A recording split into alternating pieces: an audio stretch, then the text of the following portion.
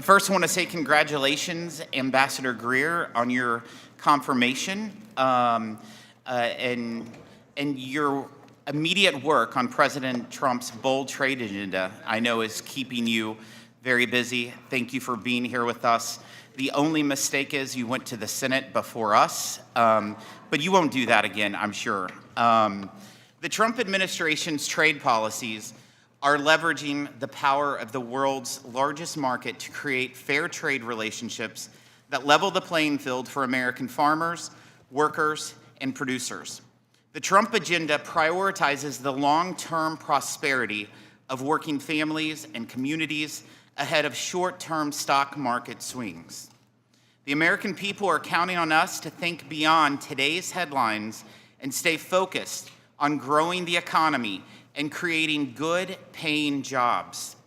Prior to President Trump's reciprocal tariff action, an estimated 2/3 of the 600,000 products exported by American companies paid higher tariffs than foreign trading partners paid on similar exports to the U.S.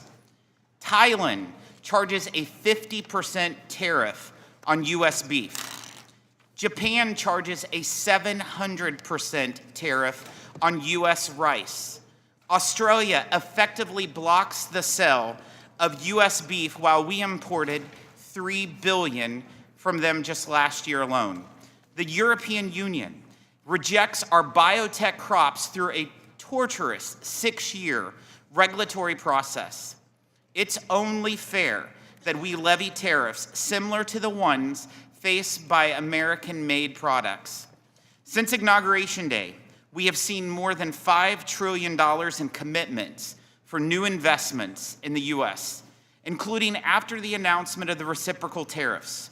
Since Liberation Day, nearly 70 different nations have come to the table asking to reset our trading relationship. This approach will generate more market access under better terms for American producers. And if any nation chooses not to cooperate, these tariffs, they will generate significant revenues. Based on President Trump's tariff policies, so far, it seems conservative to expect the U.S. to collect hundreds of billions of dollars in additional tariff revenue each year. President Trump is continuing the successful strategy he used in his first term. Tariffs brought China to the negotiating table for the Phase 1 agreement, which has netted $40 billion in annual tariff revenue paid by importers from China and increased fairness for American producers. Other agreements, like USMCA, opened markets for American-made products and ensured fairer treatment for our workers and businesses. An America First trade policy is needed now more than ever. America ran trillion-dollar goods trade deficits all 4 years under Biden. Previously, America has never run even one year. We ran a $32 billion agriculture trade deficit last year. Under President Trump's first administration, we had an average annual agriculture trade surplus of $5 billion. The Biden administration failed to counter China's moves to reorder the global economy around Beijing.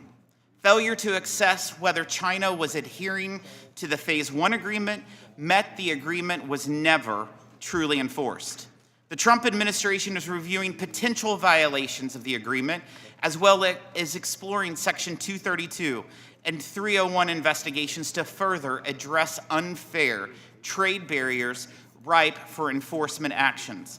President Trump has made good on his promise to tackle China's abuse of our trade laws and ended its access to the de minimis privilege.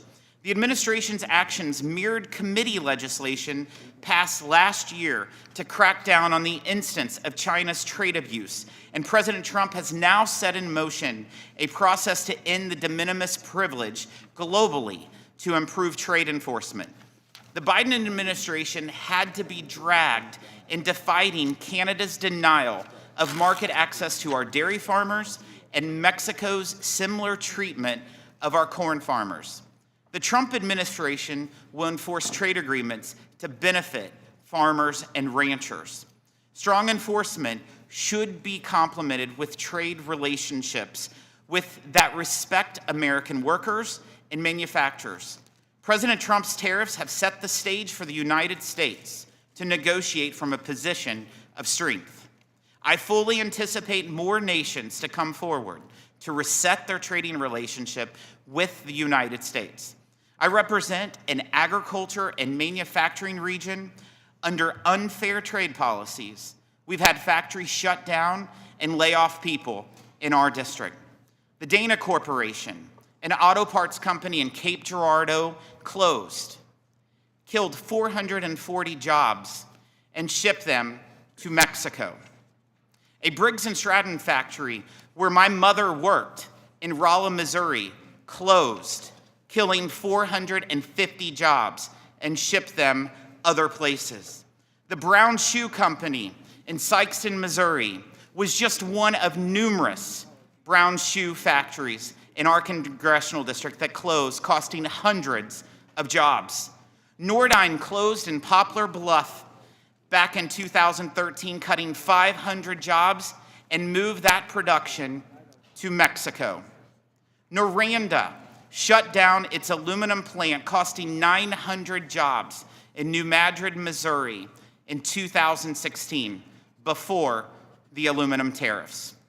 I could go on, as could every member on this dais, changing course and undoing the damage caused by years of unbalanced trade relationships won't happen overnight.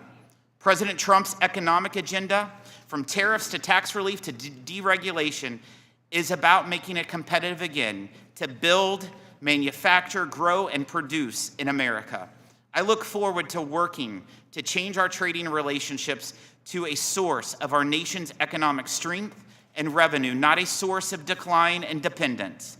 Thank you for coming before the committee, and I look forward to hearing your testimony.